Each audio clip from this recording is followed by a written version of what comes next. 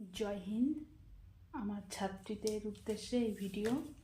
তো আমার ছাত্রীদের এটা বলছি যে আমরা মৌলিক অধিকার ক্লাস 11-এর যে 5 নম্বর চ্যাপ্টার রয়েছে সেকেন্ড সেমিস্টারের মৌলিক অধিকার ও কর্তব্য, সেটা তো আমরা কমপ্লিট করেছি। সেখান থেকে যে 5টা রিড বা লেখ ছিল, যেটা তোদেরকে আমি ডিটেলস করাবো বলেছিলাম, তো সেটাই এই ভিডিওতে আমরা আলোচনা করব। তো নিমাই প্রামাণিকের যে তোদের টেক্সট বই রয়েছে, সেই বইয়ের 136 পাতাতে রয়েছে। পেজটাও ফটো তুলে দেওয়া হয়েছে, যাদের বই আছে তাদের তো অসুবিধা নেই। তো এখানে আমরা 5টা লেখ সম্পর্কে, অর্থাৎ নির্দেশ বা আদেশ বা রিট সম্পর্কে জানব। তো তার আগে আমরা বলে নিই, আমরা মৌলিক অধিকার পড়েছি। আমরা মৌলিক অধিকার বলতে মূল অধিকার বুঝি, এবং কি মূল অধিকার যেটা আমরা প্রত্যেকটা নাগরিক পেয়ে থাকব, এটা রক্ষার জন্য আমাদের কিছু লেখ বা নির্দেশ সুপ্রিম কোর্ট এবং হাইকোর্টকে দেওয়া হয়ে থাকে। অর্থাৎ আমাদের ভারতীয় নাগরিকদের যে মৌলিক অধিকার, সেগুলো রক্ষার জন্য আমাদের সংবিধানে যে আমাদের মৌলিক অধিকারের যে তোর সাংবিধানিক প্রতিবিধানের অধিকার, যেটাকে আমরা বলে থাকি কি রাইট টু কনস্টিটিউশনাল রেমিডিস, তো এটাই আমাদের 32 নম্বর ধারা এবং 226 নম্বর ধারায় রয়েছে। তো যদি আমরা বলি যে ভারতীয় নাগরিকদের মৌলিক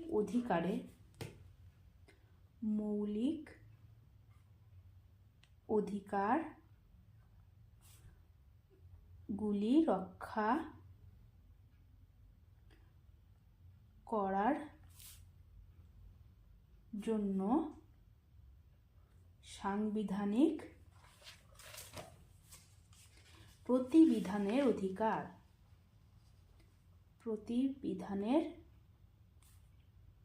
অধিকার অর্থাৎ কি রাইট টু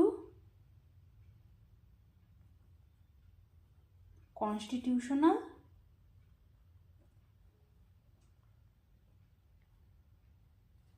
রেমিডিস। এটা আমাদের কত নাম্বার ধারা দেওয়া হয়েছে? 32 এবং 226। তো বলছে আমাদের যে ভারতের যে নাগরিকরা রয়েছে তাদের মৌলিক অধিকারকে, অর্থাৎ মূল অধিকার যেগুলো সকলেই ভোগ করতে পারে, যেই অধিকারগুলো, সেই মূল অধিকারগুলোকে রক্ষা করার জন্য আমাদের সংবিধানে কি দেওয়া হয়েছে? সাংবিধানিক প্রতিবিধানের অধিকার। যে আমাদের যে 6টি মৌলিক অধিকার রয়েছে তার মধ্যে এই সাংবিধানিক প্রতিবিধানের অধিকারও পড়ে। তো এটা কি করে? আমাদের যে বাকি মৌলিক অধিকারগুলো রয়েছে তাকে রক্ষা করে। তো সেটার ধারা হচ্ছে 32 নং ধারা, 32 নং ধারা বা অনুচ্ছেদ, এবং 226 নং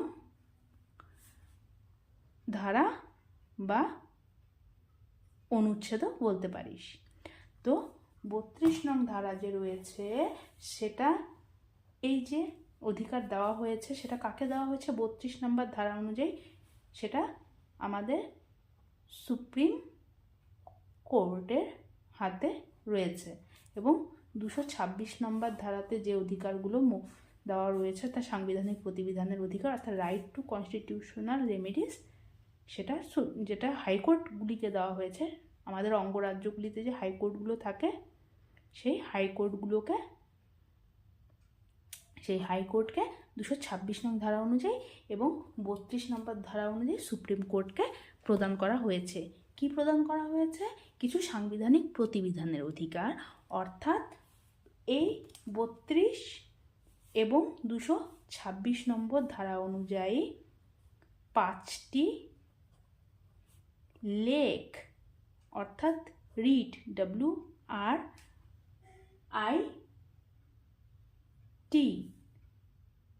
যেটাকে রিট বলবি, রাইট নয়, এখানে রিট উচ্চারণ করতে হবে। অথবা কি বলতে পারি আমরা? আদেশ, অর্থাৎ অর্ডার। অথবা কি বলতে পারি? নির্দেশ, অর্থাৎ ডাইরেকশন বা ডিরেকশন। তো আমাদের এটা মনে রাখলেই চলবে, লেখ, আদেশ বা নির্দেশ। আর এই রিট কথাটা অবশ্যই মনে রাখবি। তো 5টি লেখ বা আদেশ বা নির্দেশ কে জারি করতে পারে? সুপ্রিম কোর্টও জারি করতে পারে, হাইকোর্টও জারি করতে পারে। বিভিন্ন রাজ্যের অঙ্গরাজ্যের হাইকোর্টগুলি 226 নং ধারা অনুযায়ী জারি করতে পারে, এবং সুপ্রিম কোর্ট এই 5টি লেখ, এই যে 5টি লেখ রয়েছে, সেই 5টি লেখ সুপ্রিম কোর্ট কি করতে পারে? 32 নং ধারা অনুযায়ী 5টি লেখ জারি করতে পারে। 5টি লেখ কী কী আমরা জানবো। তার আগে বলে নেই যে সুপ্রিম কোর্টের মানে যদি মনে হয় আমাদের মৌলিক অধিকার ক্ষুণ্ণ হচ্ছে, আমি একজন নাগরিক হিসাবে যদি মনে করি আমাদের কোনো মৌলিক অধিকার ক্ষুণ্ণ হচ্ছে, আমরা কোথায় যেতে পারি? বিভিন্ন কোর্টে যেতে পারি, সেরকম হাইকোর্ট, সুপ্রিম কোর্ট। তখন সুপ্রিম কোর্ট বা হাইকোর্ট আমাদের সেই অধিকারগুলো রক্ষার জন্য নিজের কাছে কিছু কেস নিতে পারে বা কিছু অর্ডার করতে পারে, সেটা এই 5টি লেখ বা আদেশ বা নির্দেশ জারি করে করতে পারে। তো এবার আমরা এই 5টি লেখ জানবো, 5টি লেখ কি কি। তো যদি আমরা প্রথম লেখ দেখি, প্রথম যে 5টি লেখের মধ্যে লেখ বা আদেশ বা নির্দেশ, সেটা হচ্ছে বন্দি প্রত্যক্ষীকরণ, বন্দি প্রত্যক্ষীকরণ বা হেবিয়াস কর্পাস। বন্দি প্রত্যক্ষীকরণ বা হেবিয়াস কর্পাস আমরা প্রত্যেকটা সম্পর্কে অল্প অল্প করে জানবো। 2 নম্বরটা আমরা লিখব পরমাদেশ বা ম্যান্ডামাস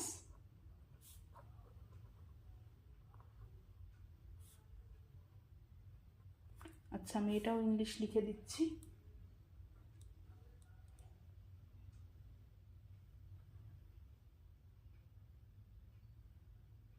হেবিয়াস কর্পাস, ঠিক আছে।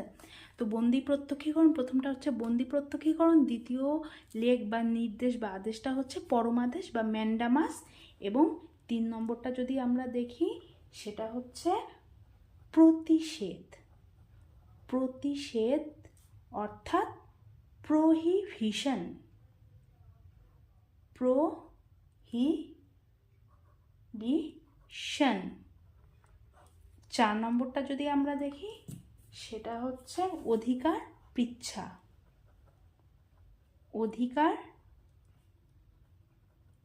পৃচ্ছা অর্থাৎ কুইটো ওয়ারেন্টো। তোদের বাংলাগুলো মনে রাখলেই চলবে, তবে বাংলাগুলো পড়লেই চলবে, তবে ইংলিশ বানান না লিখলে ইংলিশ উচ্চারণগুলো অবশ্যই মনে রাখবি। যেরকম এটা কুইটো ওয়ারেন্টো, কুইটো ওয়ারেন্টো, এটা প্রহিবিশন, এটা আমি লিখলাম না। এবং 5 নম্বর যেটা, সেটা হচ্ছে উৎপ্রেষণ, উৎপ্রেষণ, যেটাকে আমরা এখানে কি কি দেখছি? একটা দেখছি বন্দি প্রত্যক্ষীকরণ বা হেবিয়াস কর্পাস, তারপর পরমাদেশ বা ম্যান্ডামাস, এবং 3 নম্বর দেখছি প্রতিষেধ, 4 নম্বর অধিকার পৃচ্ছা, এবং 5 নম্বর কি উৎপ্রেষণ বা সাসে বেরাই। এটা উচ্চারণটা একটু অন্যরকম, যাই হোক যেগুলো মনে থাকবে আশা করি প্রথমগুলো মনে থাকবে। তো যদি বন্দি প্রত্যক্ষীকরণ বা হেবিয়াস কর্পাস, এই কথাটার অর্থ কি? বন্দি প্রত্যক্ষীকরণ বলতে আমরা কি বুঝবো? বন্দি প্রত্যক্ষীকরণ বা হেবিয়াস কর্পাস, যার অর্থ কি? বন্দিকে আদালতে সশরীরে হাজির করা। কি করতে হবে? এর অর্থ, এই বন্দি প্রত্যক্ষীকরণ কথার অর্থ কি? বন্দিকে কি করতে হবে? বন্দিকে আদালতে সশরীরে হাজির করা বা উপস্থিত করা। অর্থাৎ বন্দি প্রত্যক্ষীকরণ কথার অর্থ, যদি কাউকে আটক করা হয় বা বন্দি করা হয়, তাকে কি করতে হবে? আদালতে সশরীরে, অর্থাৎ তাকে সশরীরে আদালতে নিয়ে যেতে হবে, উপস্থিত করতে হবে আদালতের সামনে, অর্থাৎ বিচারপতির সামনে।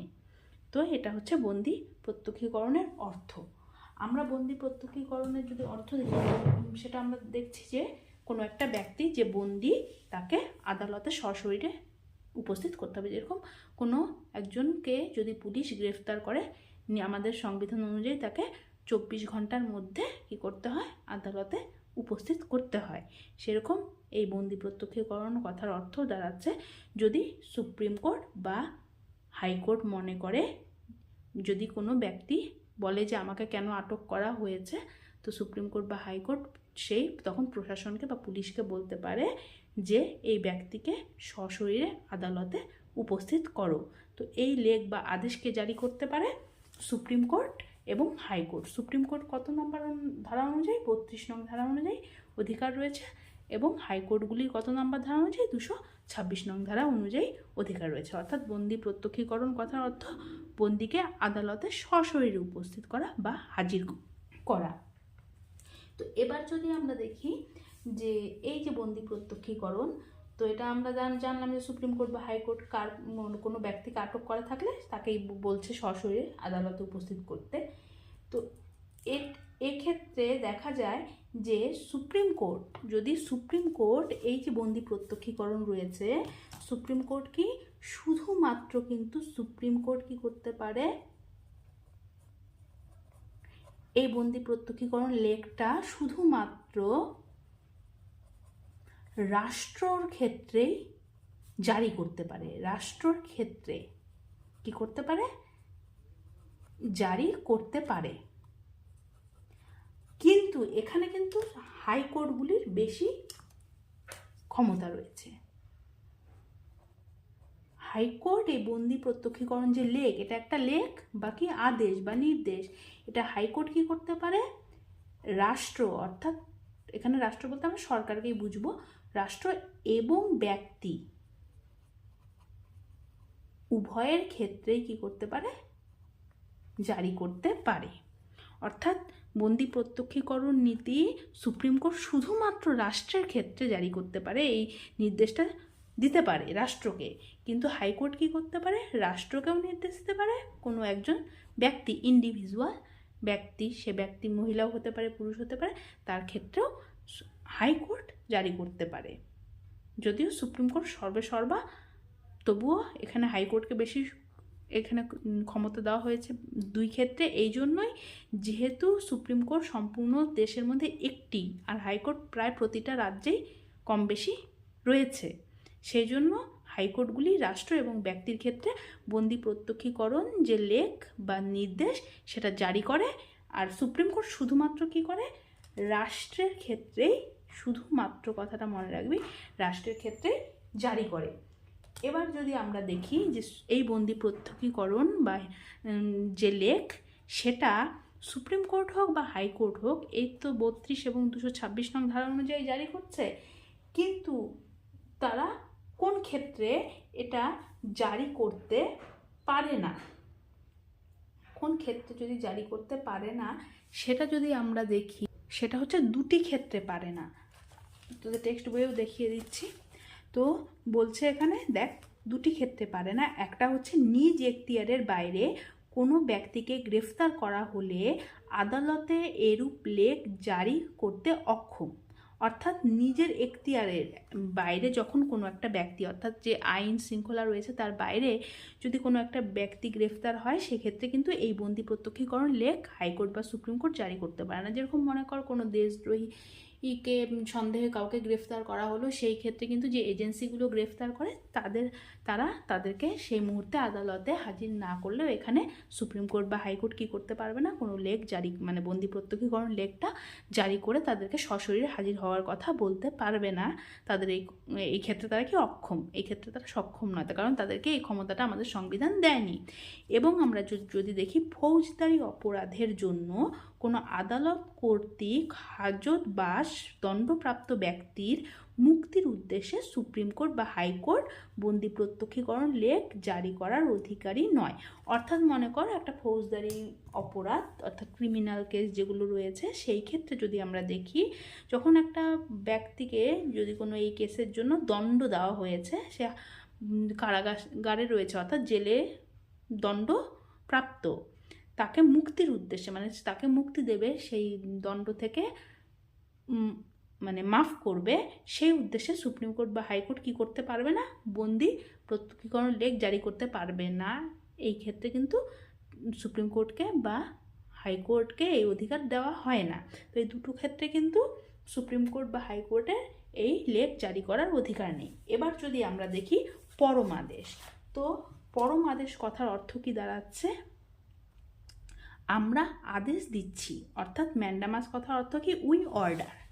তো আমরা এখানে দেখব পরমাদেশ, পরমাদেশ কথার অর্থ কি দাঁড়াচ্ছে, পরমাদেশ কথার আর অর্থ দাঁড়াচ্ছে উই অর্ডার, অর্থাৎ আমরা আদেশ দিচ্ছি। এখানে আমরা বলতে কাদের বোঝানো হয়েছে, এখানে আমরা বলতে কাকে, সুপ্রিম কোর্টকে এবং হাইকোর্টগুলিকে বোঝানো হয়েছে।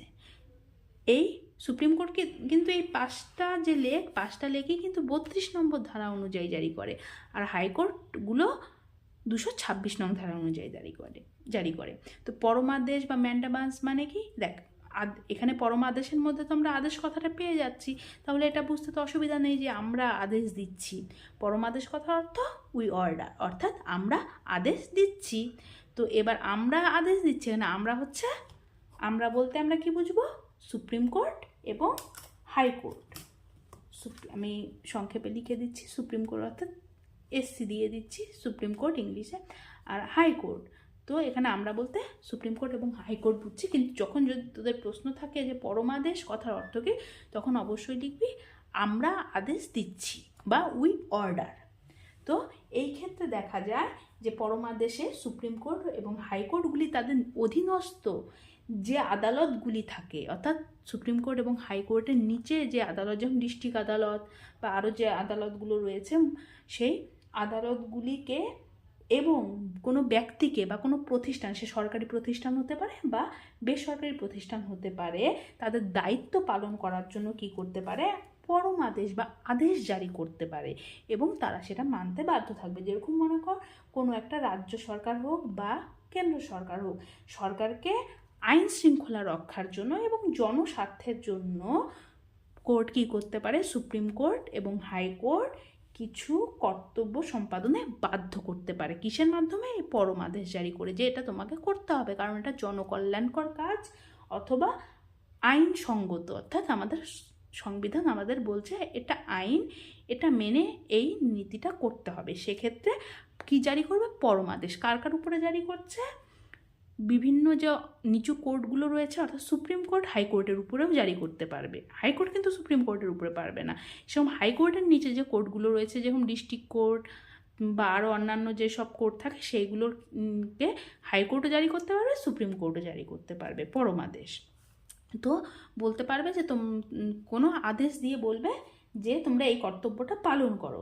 সেরকম সরকারকেও বলতে পারবে এবং কাকে পারবে, বিভিন্ন প্রতিষ্ঠান, সেটা সরকারি প্রতিষ্ঠানও হতে পারে, মানে অফিস দপ্তর, বা এটা বেসরকারি দপ্তরও হতে পারে, বা বিভিন্ন কোম্পানি বা কোনো একজন ব্যক্তি বিশেষকেও আদেশ জারি করতে পারবে। কোনটা, পরমাদেশ সে জারি করতে পারবে। বন্দি প্রত্যক্ষীকরণের ক্ষেত্রে কিন্তু ব্যক্তির ক্ষেত্রে সুপ্রিম কোর্ট পাচ্ছে না, কিন্তু এখানে কিন্তু পাচ্ছে।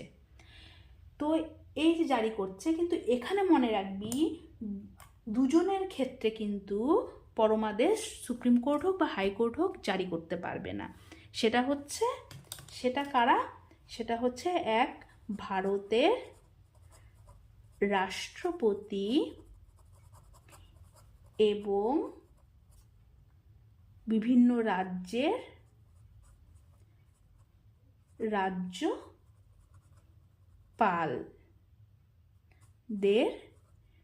বিরুদ্ধে এই পরমাদেশ বা ম্যান্ডামাস জারি করা যায় না, অর্থাৎ সুপ্রিম কোর্ট বা হাইকোর্ট জারি করতে পারে না। কার কার বিরুদ্ধে জারি করতে পারে না? এক হচ্ছে ভারতের রাষ্ট্রপতি এবং দ্বিতীয় হচ্ছে আমাদের যে বিভিন্ন রাজ্যে যে রাজ্যপাল অর্থাৎ গভর্নর থাকে তাদের বিরুদ্ধে কিন্তু সুপ্রিম কোর্ট হোক বা হাইকোর্ট হোক পরমাদেশ জারি করতে পারে না। এটা খুব ইম্পর্টেন্ট কথা। আর যদি আমাদের প্রধানমন্ত্রী, দেশের ভারতের প্রধানমন্ত্রী হোক বা ভারতের বিভিন্ন রাজ্যের মুখ্যমন্ত্রী হোক, তাদের বিরুদ্ধে কী করা যাবে? পরমাদেশ কিন্তু জারি করা যাবে। শুধুমাত্র আমাদের যে ভারতের রাষ্ট্রপতির যদি বলি যে কেন জারি করা যাবে না রাষ্ট্রপতির বিরুদ্ধে, কারণ আমাদের যে পার্লামেন্ট, সেই পার্লামেন্টের অঙ্গ হিসাবে আমরা ভারতের রাষ্ট্রপতিকে ধরি, সেরকম আমাদের যে বিভিন্ন রাজ্যে যে আমাদের বিধানসভা থাকে সেটারও আমরা একটা অঙ্গ হিসাবে আমাদের রাজ্যপালকে ধরে থাকি। তো এরা সংবিধানের অংশ বলা হয়, সাংবিধানিক প্রধান বলা হয় এদেরকে, সেই জন্য এদের বিরুদ্ধে কিন্তু পরমাদেশ জারি করা যাবে না। এবার আমরা যদি বলি যে তাহলে প্রধানমন্ত্রী বা মুখ্যমন্ত্রীদের বিরুদ্ধে কেন জারি করা যাবে, কারণ তারা সাংবিধানিক প্রধান নয়, তারা প্রশাসনের প্রধান, তারা সরকারের প্রধান, সেই জন্য তাদের বিরুদ্ধে জারি করা যাবে। আশা করি এটা বুঝতে পেরেছিস। এবার আমরা আসব প্রতিষেধ। প্রতিষেধ যদি আমরা দেখি, প্রতিষেধ বা প্রহিবিশন, প্রহিবিশন বলতেই বোঝা যাচ্ছে নিষেধ করা, অর্থাৎ প্রতিষেধ কথার অর্থ কি? নিষেধ করা, অর্থাৎ কোনো কিছুকে মানা করা। তো প্রতিষেধ বা প্রহিবিশন কথার অর্থ কি দাঁড়াচ্ছে? নিষেধ করা। এই যে নিষেধ করা, এটা কে করতে পারে? এখানে সবগুলোই কিন্তু সুপ্রিম কোর্ট হাইকোর্টই করছে। তো নিষেধ করতে পারে সুপ্রিম কোর্ট এবং হাইকোর্ট, ধারাগুলো তো বলে দিয়েছি। তো এই যে নিষেধ করছে, কাকে নিষেধ করছে? তার নিচু স্তরে যে আদালতগুলো রয়েছে তাদেরকে, তারা যদি তাদের এখতিয়ারের বাইরে গিয়ে কোনো কাজ করে সেটার ক্ষেত্রে কি করতে পারে? তাদেরকে প্রতিষেধ করতে পারে, অর্থাৎ নিষেধ করতে পারে। এই ক্ষেত্রে কি হবে যে মানে ঊর্ধ্বতন আদালত যদি এই নির্দেশকে, যখন কোনো একটা কাজে বাধা দিবে, উল্লঙ্ঘন করে, তখন সেই উল্লঙ্ঘনকারী যে আদালত তার অবমাননা দায়ের তাকে অভিযুক্ত করতে পারে কে? সুপ্রিম কোর্ট এবং হাইকোর্ট। এবার যদি আমরা দেখি অধিকার পৃচ্ছা। আচ্ছা, এখানে আমি তোদের লিখে দিচ্ছি কার বিরুদ্ধে নিষেধ করতে পারে। নিচু স্তরের যে তোর আদালতগুলো রয়েছে, নিম্নতর আদালতের বিরুদ্ধে, অর্থাৎ উচ্চতর আদালত। সুপ্রিম কোর্ট উচ্চতর, সবার উপরে সুপ্রিম কোর্ট, তার নিচে হাইকোর্ট এবং তার নিচে আরও অন্যান্য আদালতগুলো। সুপ্রিম কোর্ট হাইকোর্টের বিরুদ্ধেও করতে পারবে, সেরকম হাইকোর্ট অন্যান্য আদালতের বিরুদ্ধে করতে পারবে, সুপ্রিম কোর্ট সব আদালতের বিরুদ্ধে এই প্রতিষেধ অর্থাৎ নিষেধ জারি করতে পারবে। এবার যদি আমরা দেখি অধিকার পৃচ্ছা বা কুইটো ওয়ারেন্ট। অধিকার পৃচ্ছা কি? দেখ, এখানে অধিকার কথাটি দেওয়াই আছে এবং পৃচ্ছা দেওয়া আছে, তো আমরা এখান থেকে একটা সুন্দরভাবে বলে দিতে পারি অধিকার পৃচ্ছা বলতে আমরা কি বুঝি? কোন অধিকারে? তোরা বলে থাকিস না যে কোন অধিকারে তুই আমার সাথে কথা বলছিস, কোন অধিকার? এই যে কোন অধিকার, সেটা মনে রাখবি, সেটা তোরা এভাবে রাষ্ট্রবিজ্ঞানের ভাষায় ইউজ করবি, অধিকার পৃচ্ছা। তো কোন অধিকারে? কোন অধিকারে হচ্ছে অধিকার পৃচ্ছা, অর্থাৎ কুইটো ওয়ারেন্টো। তো এখানে বলছে কোনো ব্যক্তি যে পদ অধিকার করে থাকে। এখানে কোন অধিকারে কথাটা কেন বলা হচ্ছে, এটার অর্থ, এটা কাদের ক্ষেত্রে জারি করা যায় সেটা আমরা জানবো এখন। তো এখানে এটা কিন্তু খুব ইম্পর্টেন্ট, এই জন্য তোদের জানার জন্য যে অধিকার পৃচ্ছা কোন অধিকারে কাকে বলছে সুপ্রিম কোর্ট বা হাইকোর্ট। এখানে তাদের বলছে যারা কি কোনো একটা ব্যক্তি যে পদ অধিকার, তোদের বই দেখে এটা বলে দিচ্ছি, কোনো এক ব্যক্তি যে পদ অধিকার করে থাকে, সেই পদের জন্য তার দাবি কতখানি যুক্তিসঙ্গত তা সুপ্রিম কোর্ট বা হাইকোর্ট অধিকার পৃচ্ছার মাধ্যমে খতিয়ে দেখে। দাবিটি অবৈধ বলে মনে করলে আদালত সংশ্লিষ্ট ব্যক্তিকে পদচ্যুত করার নির্দেশ দিতে পারে। অর্থাৎ এটার অর্থ এখন আমি তোদের বলছি। মনে কর কোনো একজন ব্যক্তি, মনে কর আমি কোনো একটা পদে চাকরি করছি, কোনো একটা সরকারি পদে চাকরি করছি, সে শিক্ষক হোক বা অফিসার হোক বা ক্লার্ক হোক বা যে কোনো দপ্তরে আমি একটা চাকরি করছি। এবার কেউ মনে করলো যে আমার এই চাকরিটা আমি আমার যোগ্যতায় পাইনি, যে চাকরিটা পাওয়ার জন্য যে যোগ্যতা প্রয়োজন সেটা পাইনি, তো সেই জন্য কেউ হয় হাইকোর্টে যাবে নয় সুপ্রিম কোর্টে যাবে। যদি হাইকোর্টে যায় তাহলে 226 নম্বর ধারা, আর যদি সুপ্রিম কোর্টে যায় তাহলে 32 নম্বর ধারা কেস করলো। তখন সুপ্রিম কোর্ট বা হাইকোর্ট যে কেসটা নিল সে তার ধারা অনুসারে কেসটা নিল। এবার যেহেতু এটা চাকরি, কোনো একটা পদে রয়েছি, তো সেটা কি অধিকার পৃচ্ছায় পড়ছে। কোন লেখ জারি করছে সুপ্রিম কোর্ট বা হাইকোর্ট? অধিকার পৃচ্ছা লেখ বা নির্দেশ জারি করছে। এবং যখন সে কেস করলো, যদি তার কেস এই কোর্টে প্রমাণিত হয় যে আমার এই চাকরিটা ভুয়ো হয়, আমি আমার যে যোগ্যতাটা দরকার সেটা নেই, বা আমার যোগ্যতা আছে কিন্তু যোগ্যতা থাকা সত্ত্বেও যে ফর্মুলায় চাকরিটা পাওয়া দরকার সেভাবে না পেয়ে কোনোভাবে নকল প্রক্রিয়া হোক, টাকা দেওয়ার প্রক্রিয়া হোক, সেই প্রক্রিয়ায় চাকরিটা আমি পেয়েছি বা কোনো একজন ব্যক্তি পেয়েছে, তখন সেটা যদি কোর্টে প্রমাণ হয়ে যায়, তখন কোর্ট, সুপ্রিম কোর্ট বা হাইকোর্ট কি করতে পারে? এই অধিকার পৃচ্ছা আদেশ মাধ্যমে আদেশ বা নির্দেশ জারি করে সেই ব্যক্তিকে, বা এখানে যেহেতু আমি আমার উদাহরণ দিয়ে বলছি, কি করতে পারবে? সেই পদ, আমি যে পদে থাকবো, সেটা সরকারি যে পদেই থাকি না কেন, সেই পদ থেকে আমাদেরকে বা কোনো ব্যক্তিকে বা আমাকে, যেই হোক, তাকে পদচ্যুত করতে পারে। এবং ভবিষ্যতে যে সে যেন সরকারি, মানে এটাও করতে পারে যে কোনো ভবিষ্যতে কোনো সরকারি পদে সে অ্যাপ্লাই করতে না পারে, সেটা যদি কোর্টের মনে হয় করতে পারে।